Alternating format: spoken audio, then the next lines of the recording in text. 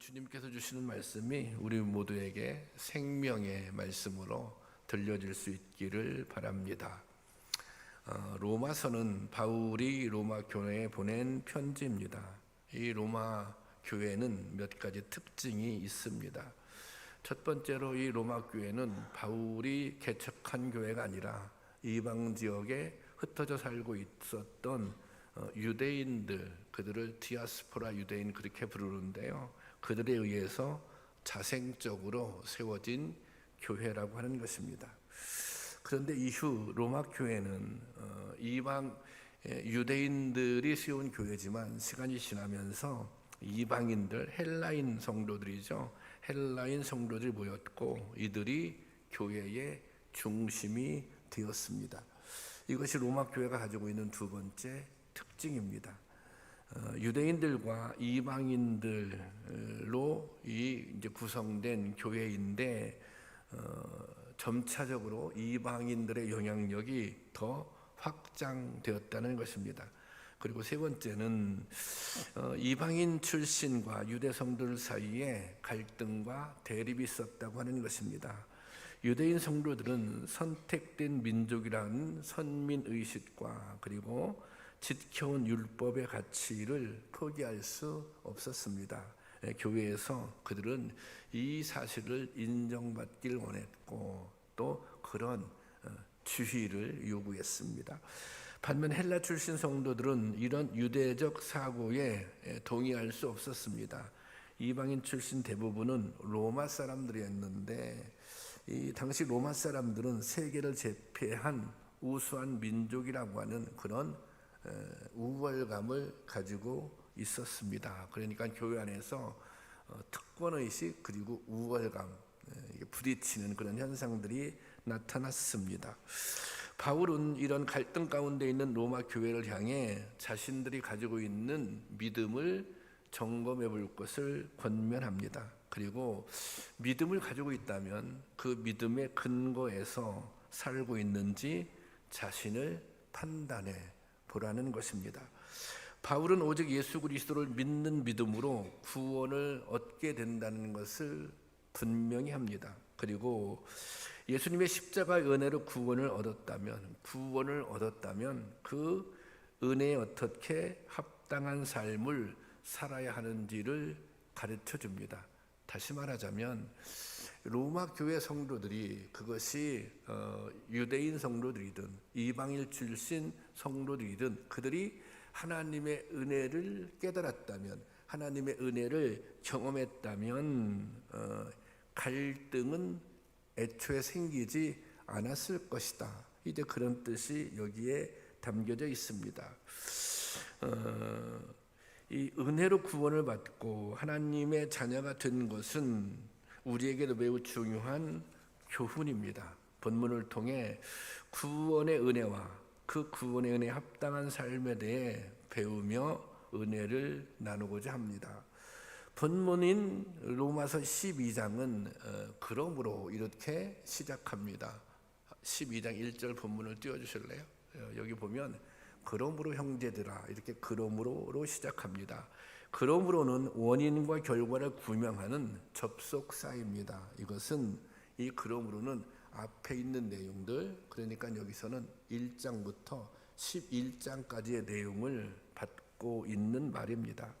로마서는 크게 두 부분으로 나눌 수 있는데 1장부터 11장까지는 구원의 원리를 설명하고 있습니다. 어떻게 하면 우리가 구원을 받을 수 있는가, 어떻게 구원을 받았는가, 그것을 설명하고 있습니다. 바울이 설명하고 있는 구원의 원리는 한마디로 요약하자면 우리가 잘 알고 있는 대로 누구든지 예수님을 믿으면 구원을 얻는다는 것입니다. 바울은 이런 설명을 해요. 원래 우리는 모두 죄인이었다. 로마서 3장 10절 말씀인데요, 로마서 3장 10절 제가 볼게요. 기록된 바 의인은 없나니 하나도 없으며, 의인이 하나도 없다고 하는 것은 모두 다 심판의 대상이 되었다는 것입니다. 우리는 죄 때문에 심판을 받고 죽을 수밖에 없는 사람들이었습니다. 하나님의 진노 아래에 있는 인간들이었습니다. 이런 우리를 살리기 위해 하나님은 하나뿐인 아들을 세상에 보내셨습니다. 그 아들이 십자가에 죽으심으로 우리의 죗값을 대신했습니다. 그래서 그를 믿는 예수님이 나를 위해서 내 죗값을 대신해서 십자가에 못 박혀 돌아가셨다. 이것을 믿는 믿음이죠. 그 믿음으로 우리가 의롭게 되어서 조건 없이 구원을 받게 된 것입니다. 나의 공로, 나의 노력이 아니라 내가 의로워서 의롭게 살아서 구원을 받는 것이 아니라 예수 그리스도의 이름으로 보혈의 공로로 의롭게 되어서, 그것을 칭의라고 하는데 그렇게 의롭게 되어서 구원을 받게 됐다는 것입니다.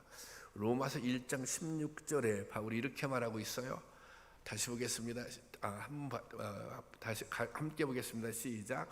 내가 복음을 부끄러워하지 아니하노니 이 복음은 모든 믿는 자에게 구원을 주시는 하나님의 능력됨이라.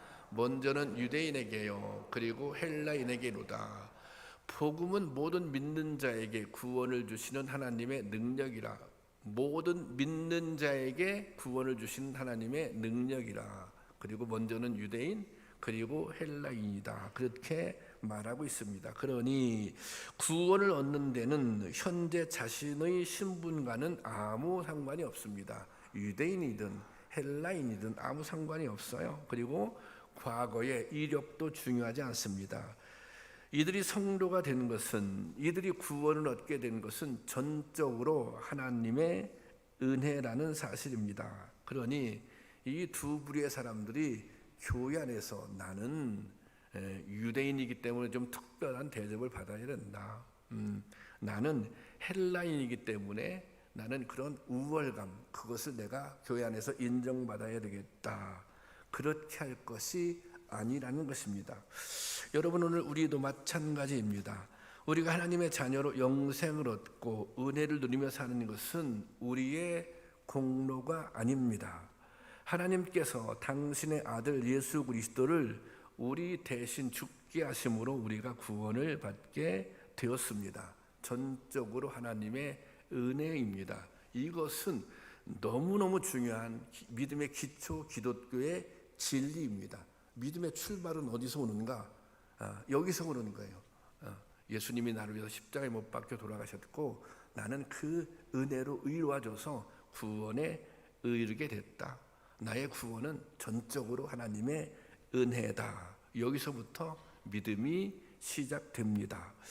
바울은 이 은혜에 합당한 이렇게 은혜를 받았어 1장부터 11장까지 설명한 거예요. 그 은혜를 설명한 이유는 여기 12장부터 시작되는, 그러면 은혜를 받았으면 어떻게 살아야 하는가, 은혜에 합당한 삶을 무엇인가, 그것을 말하고자 한 것입니다. 그래서 1장부터 11장까지는 구원의 원리 그리고 구원의 은혜에 대해서 설명하고, 그리고 그러므로로 시작하는 12장부터는 그러므로 우리가 구원의 은혜를 입었다면 그러면 어떻게 살아야 하는가, 그것을 설명하고 있는 것입니다. 바울은 무엇보다 예배에 대해서 새롭게 가르쳐 줍니다. 구원의 은혜를 입었으면 우리가 예배는 이렇게 드려야 한다, 이런 말씀이죠. 로마서 12장 1절 말씀입니다. 함께 보겠습니다. 시작. 그러므로 형제들아, 내가 하나님의 모든 자비하심으로 너희를 권하노니 너희 몸을 하나님이 기뻐하시는 거룩한 산 제물로 드리라. 이는 너희가 드릴 영적 예배니라. 여기 보세요. 너희 몸을 하나님이 기뻐하시는 거룩한 산 제물로 드리라. 이는 너희가 드릴 영적 예배니라. 구약에서 제사를 지낼 때 짐승을 잡아서 죄의 대속물로 드렸습니다. 반드시 제사를 지낼 때 제물이 필요했어요. 왜? 그 제물을 통해서 죄를 대속했기 때문입니다. 그런데 이제 예수님께서 그 대속 제물이 되셨으니 더 이상 짐승을 잡을 필요가 없게 된 것입니다. 그러니 이제는 새로운 제사, 새로운 예배를 하나님께 드려야 하는 것입니다. 그런데 새로운 제사, 새로운 예배의 내용이 무엇입니까? 그것은 너희 자신을 하나님 앞에 제물로 드리라는 것입니다. 바울은 이것은 우리의 몸을 산 제물로 드리라고, 그것이 영적인 예배라고 말하고 있습니다. 메시지 성경에 보면 이것을 이렇게 번역해 놨어요. 이게 아주 훨씬 쉽게 다가오는데요. 한번 다 같이 읽어보겠습니다. 시작.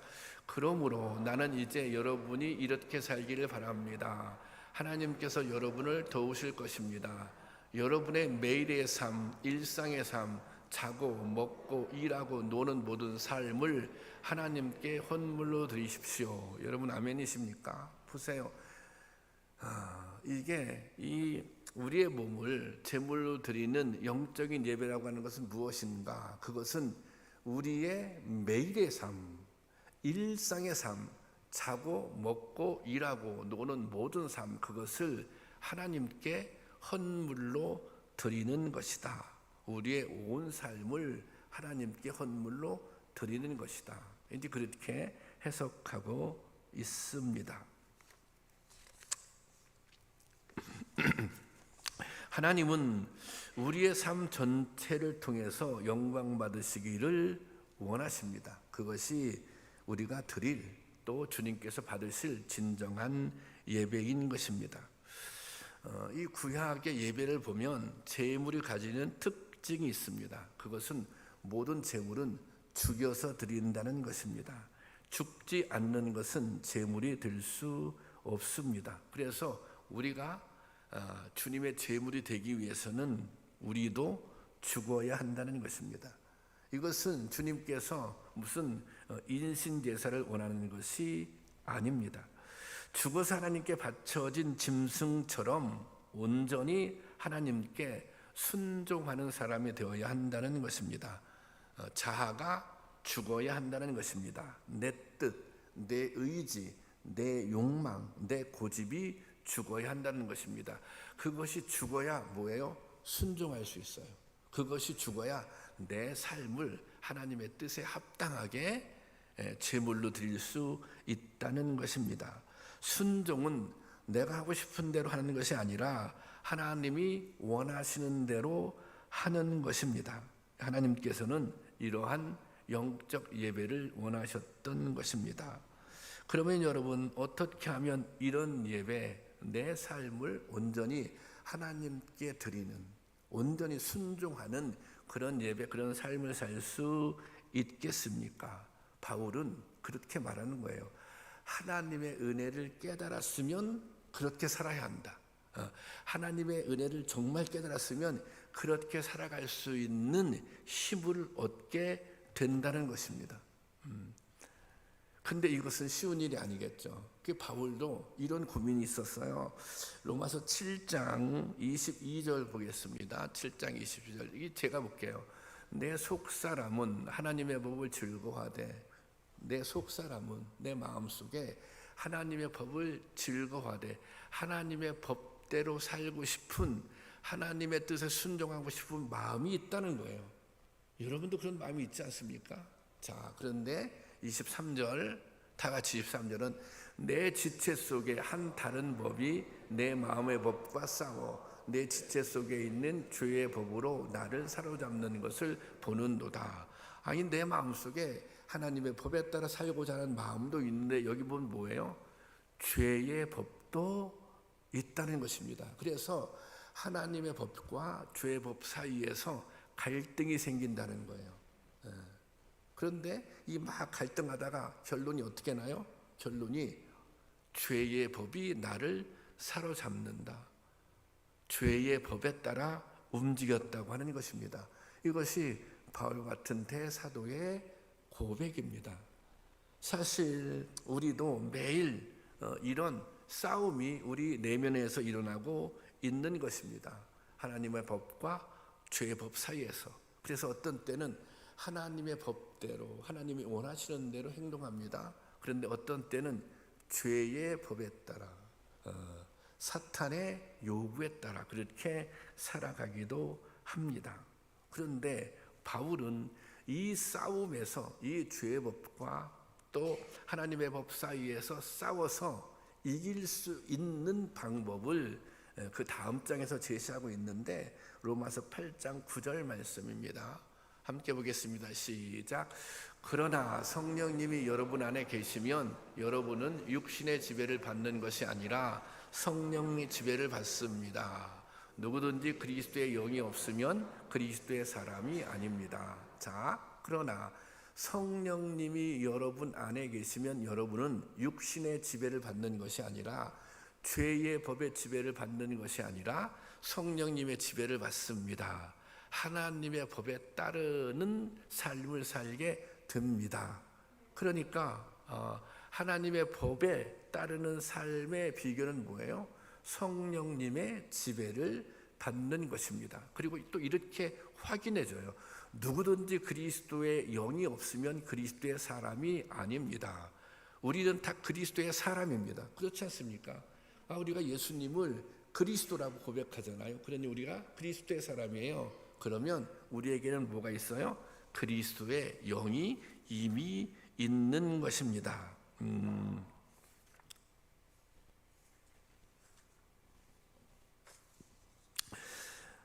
고린도전서 12장 3절 말씀 한번 볼까요? 고린도 다 같이 시작. 또 성령으로 아니고는 누구든지 예수를 주시라 할 수 없느니라.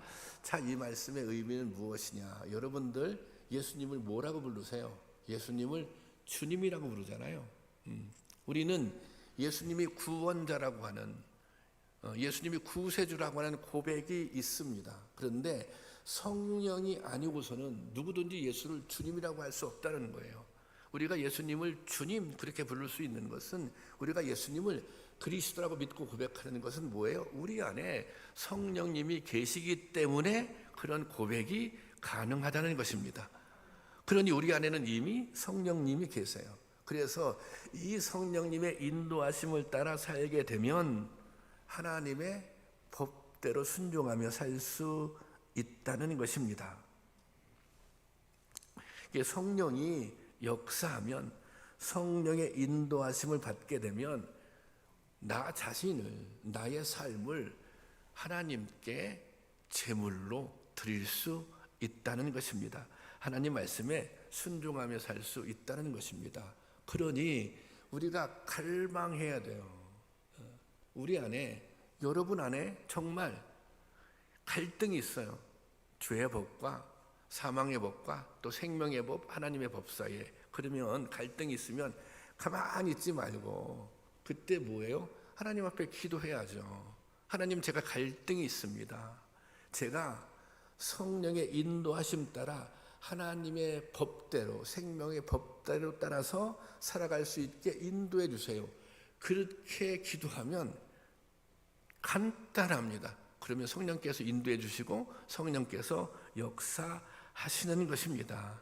이런 갈망이 여러분 가운데 있기를 원합니다. 주님께서는 우리의 삶이 예배로 드려지기를 원하십니다.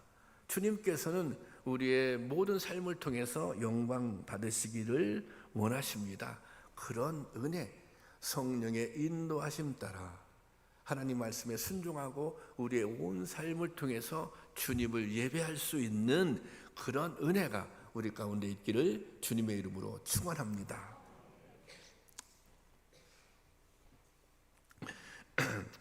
자, 은혜를 경험한 사람은 일상의 삶을 통해서 하나님의 영광을 드러낼 수 있어야 한다. 그것이 믿음으로 사는 것이다. 그것이 은혜에 합당한 삶이다. 그렇게 말씀드렸어요. 그러면 좀 더 한 발 더 들어가서, 그럼 어떻게 하면 그렇게 살 수 있겠나? 어떻게 사는 것이 구체적으로 은혜에 합당한 삶인가? 이 바울은 이렇게 권면합니다. 2절 말씀 다 같이 보겠습니다. 시작. 너희는 이 세대를 본받지 말고 오직 마음을 새롭게 함으로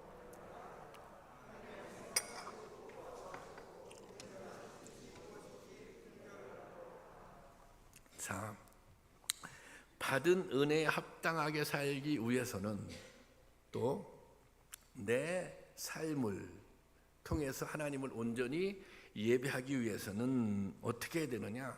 분별해야 된다. 분별력이 있어야 되는데, 분별할 수 있는 능력이 있어야 되는데, 어떤 분별할 수 있는 능력? 하나님의 선하시고 또 기뻐하시고 온전하신 뜻이 무엇인지를 분별할 수 있어야 한다는 것입니다. 무엇이 하나님이 기뻐하시는 일인가? 내가 이렇게 말하고 행동하는 것이 하나님의 온전하신 뜻이 이루어지는가? 이 분별력이 중요한 것입니다. 내가 하고 싶은 대로 하는 것이 아닙니다. 내가 기분 좋은 대로 하는 것이 아닙니다. 하나님이 원하시는 것이 무엇인지, 하나님이 기뻐하시는 것이 무엇인지를 먼저 생각해야 한다는 것입니다. 그것을 먼저 생각해야 된다는 거예요. 그래서 이 분별력을 갖기 위해서, 이 바른 분별력을 갖기 위해서 본문에서 바울은 두 가지를 제시하고 있어요. 분별력을 갖기 위해서는 이 세대를 본받지 말아야 한다. 그리고 또 마음을 새롭게 해서 변화를 받아야 된다. 이 세대를 본받지 말고 마음을 새롭게 하고 변화를 받아야 바른 분별력을 가질 수 있고 그런 삶을 살 수 있다는 것입니다. 이 세대를 본받지 말라는 것은 세상의 가치를 따라 살지 말라는 것입니다. 세상의 문화를 따라 살지 말라는 것입니다. 오늘날 우리를 지배하고 있는 세상의 가치는 무엇입니까? 물질입니다. 성공입니다. 자기를 드러내는 일입니다. 이 성공을 포기해라, 자기 자신을 드러내지 말아라, 이런 말씀이 아니에요. 무엇이 먼저인가? 무엇이 우선순위인가? 그것을 분별할 수 있는 능력이 있어야 한다는 것입니다.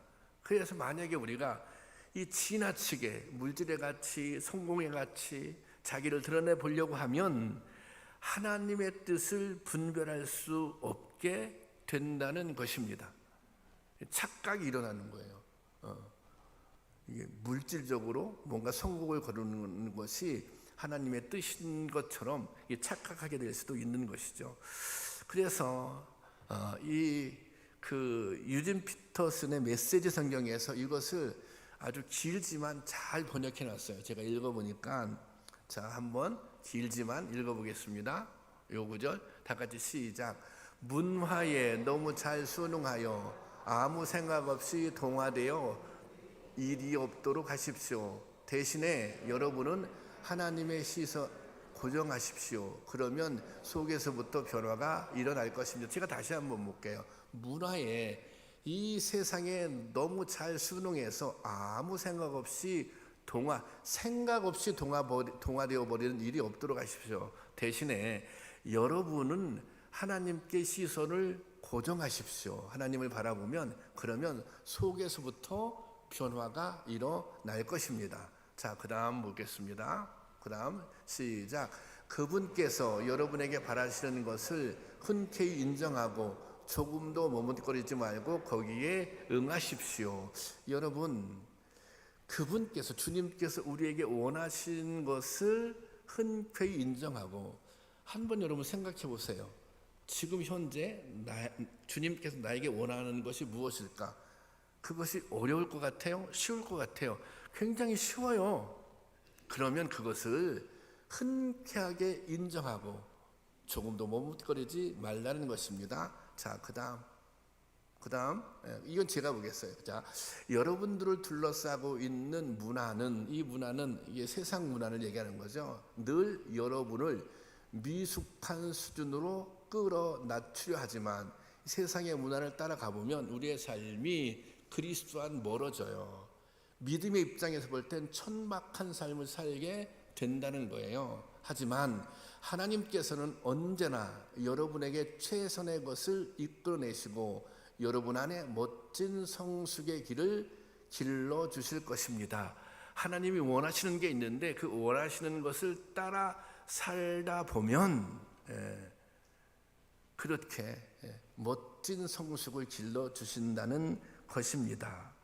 여러분, 마음을 새롭게 한다는 것이 무엇입니까? 그것은 마음을 고쳐먹는 일입니다. 세상을 향한 마음을 하나님께로 고쳐먹는 것입니다.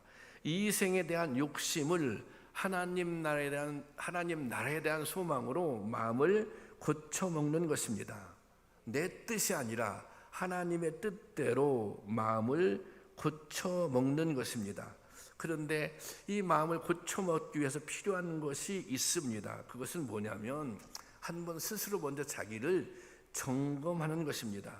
내가 말을 하잖아요. 내가 행동으로 옮기잖아요. 그럴 때 한번 내 말을, 내 행동을 점검해 보는 것입니다. 지금 내가 말을 하고 있는데 어떤 생각을 가지고 말을 하고 있는지, 내가 지금 행동을 하고 있는데 어떤 생각을 가지고 행동을 하고 있는지, 그 생각, 그 마음을 먼저 판단해 보라는 것입니다.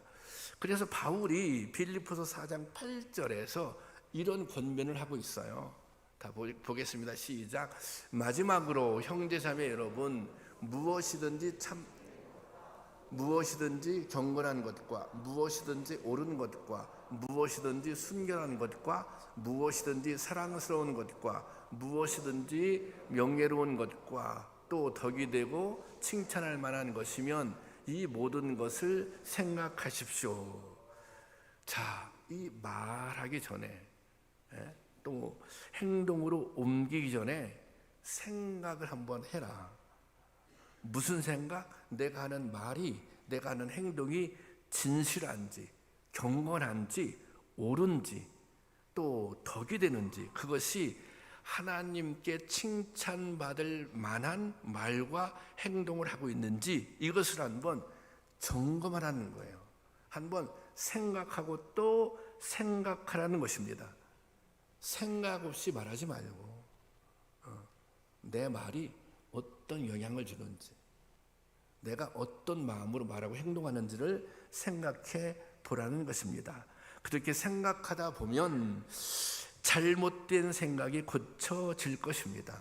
그렇게 생각하다 보면 이 잘못된 마음이 교정이 될 것입니다. 생각하면서 이 말이 하나님 앞에 덕이 될 것인가, 교회 앞에, 성도 앞에 덕이 될 것인가 생각하면서 말과 행동을 하시기 바랍니다. 여기에서 성도의 품격이 나오는 것입니다. 여러분, 마음을 새롭게 하면, 마음이 새롭게 되면 그것은 변화로 나타납니다. 바울은 본문에서 이렇게 말하고 있어요. 변화를 받으라, 이렇게 말하고 있습니다. 그러니까 변화를 해라, 또 변화를 시도해라, 이렇게 말하고 있는 것이 아니라 변화를 받으라.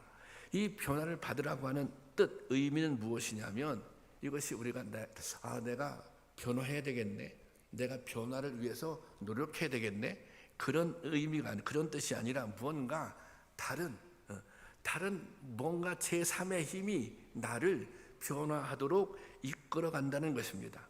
내 의지로 변화되는 것이 아니라 다른 어떤 강력한 힘, 내 의지보다 더욱더 강력한 힘이 나를 변화로 이끌어 간다는 것입니다. 그럼 그 나를 변화로 이끌어가는 힘, 강력한 힘이 무엇이겠습니까? 그것이 성령의 역사라는 것입니다. 그것이 은혜의 힘이라는 것입니다. 바울이 다메섹 도상에서 예수님을 만났어요. 그 전에는 사울이었죠. 예수 믿는 사람을 죽이려고 하는데 앞장을 섰던 사람이에요. 그런데 바울이 이제는 복음을 전하며 순교하게 됩니다. 그러면 이 바울의 변화라고 하는 것이, 바울이 얘기하는 이제 내가 성령으로 말미암아 새 사람을 입었는데, 그것이 그렇게 사는 바울의 삶이 이 인간의 의지로 가능한 것이었겠나? 인간의 의지로만 가능한 것이었나? 그렇지 않다는 거예요. 바울을 그렇게 살 수 있었던 힘은 무엇이었는가? 그것이 바로 성령의 역사였다는 거예요.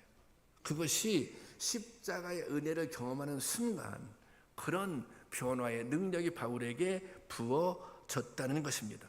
그래서 바울은 자신의 경험을 토대로 권면하고 있는 것입니다. 은혜의 힘이 이렇게 크다, 성령의 역사의 힘이 이렇게 크다, 나 같은 사람도 나의 인생을 이렇게 180도 바꿔놓았다. 나같이 강팍했던 사람도 변화되었다. 그렇게 말하고 있는 것입니다. 이것이 뭐예요? 이것이 은혜의 힘이에요. 은혜. 여러분들은 예수님을 믿었어요. 그래서 은혜를 받았어요. 그래서 무엇이 변화되었습니까? 다른 사람을 사랑하는 마음이 더 깊어지셨습니까? 더 겸손해지셨습니까? 또 성품이 달라지셨습니까? 여러분은 받은 은혜에 얼마나 합당한 삶을 살고 계십니까? 여러분에게 있어서 예수님은 얼마나 소중한 존재입니까? 항상 내 생각, 내 판단이 먼저이지는 않습니까? 여러분은 살면서 예수님 때문에, 믿음 때문에 무엇을 포기해 보셨습니까? 한번 여러분 자신을 점검해 볼 수 있기를 바랍니다. 여러분, 모든 신앙의 역사는 이 변화로부터 이루어지는 것입니다. 제자들의 변화를 통해 초대교회가 세워졌습니다. 사울의 변화로 유럽의 복음이 전파되었습니다. 우리의 변화를 통해서 참 기쁨 교회가 든든한 교회로, 건강한 교회로 세워지는 것입니다. 우리의 변화가 아니라 나의 변화를 통해서, 은혜 받은 나의 변화를 통해서 우리 교회가 건강한 교회가 되고 든든한 교회로 세워지는 것입니다. 여러분이 변화를 통해서 여러분 가정도 살아나는 것입니다. 여러분, 믿음이 좋다는 것이 무엇입니까? 그것은 하나님의 뜻을 분별하고 거기에 합당하게 살아가는 것입니다. 완벽하게 그렇게 살지는 못하더라도 그렇게 살려고 애쓰고 노력해야 하는 것입니다. 내 인간적인 의지로는 부족하니 내 안에 계신 성령님께 도우심을 간구해야 하는 것입니다. 그래서 끊임없이 말씀을 묵상하고 기도하고 성령의 도우심을 간구할 때 그렇게 한 발짝씩 보다 성숙한 믿음의 삶을 살 수 있는 것입니다. 그리고 하나님이 기뻐하실 만한 일을 하면, 예수님의 가르침이라면 때론 하기 싫어도 해야 하고 하고 싶어도 하지 말아야 하는 것이 있습니다. 그것이 교회를 세우는 일이라면 하기 싫어도 때로 불편해도 해야만 하는 일이 있고 하고 싶어도 하지 말아야 하는 일이 있는 것입니다. 우리가 받은 은혜를 기억한다면 그렇게 살아가야 하는 것입니다. 우리가 분별할 수 있는 능력이 우리에게 있다면 그렇게 살아가야 하는 것입니다. 그리고 또 우리가 정말 내가 그렇게 살아가야 되겠다, 그렇게 마음 먹고 성령의 은혜를 간구할 때 성령님께서 그렇게 살아갈 수 있도록 힘을 주시고 능력을 주시는 것입니다. 예수님의 가르침을 따라 살다 보면 예수님을 닮아가게 되어 있습니다. 우리가 정상적으로 신앙생활을 하다 보면 조금씩이라도 변화가 나타나게 되어 있습니다. 거기에서 그 사람의 성품이 나오고 거기에서 그 사람의 인격이 나오는 것입니다. 그래서 믿음이 좋다는 것은 좋은 인격의 소유자가 된다, 그렇게 볼 수 있는 것입니다. 여러분들은 어느 정도 수준에서 변화를 향해 가고 있습니까? 사도 바울이 그리스도의 장성한 분량까지 자라가라 그렇게 말씀하셨는데, 그 방향을 향해서 내가 그리스도의 장성한 분량까지 나의 믿음이 성숙하기 위해서 그 방향을 향해서 새로워지고 있습니까? 우리의 현재 모습, 자신의 신앙의 모습을 점검해 볼 수 있기를 원합니다. 제가 목회를 하면서 깨달은 중요한 사실이 있는데 이것은 저 자신에게도 해당되는 것입니다. 마음을 새롭게 하고 변화를 받아야 돼요. 여러분도 오늘 여기까지 신앙생활하면서 그런 경험이 있어요. 내가 마음이 새롭게 되는 경험, 내가 변화되는 경험. 그런데 이 변화는 한 번의 변화로 끝나는 것이 아닌 것입니다. 한 번 변화되고 끝, 한 번 새롭게 되고 끝, 그것이 아니라 계속해서 새롭게 변화되고 계속해서 마음이 새롭고 삶이 새로워져야 한다는 것입니다. 그러니까 계속해서 새로워져야 되는 것이죠. 날마다 새로워져야 되는 것이죠. 우리가 하나님 앞에 나와 예배드리는 그 순간마다 하나님의 은혜를 통해서 이 새로워짐을 경험해야 하는 것입니다. 그래서 그럴 때 우리의 믿음이 생명력 있는 믿음이 되고 우리의 믿음이 살아있는 믿음이 되고 그런 은혜를 날마다 순간마다 경험할 때 우리의 삶을 통해서 우리의 삶이 곧 예배가 되는 것입니다. 그런 은혜가 우리 삶 가운데 있기를 주님의 이름으로 축원합니다.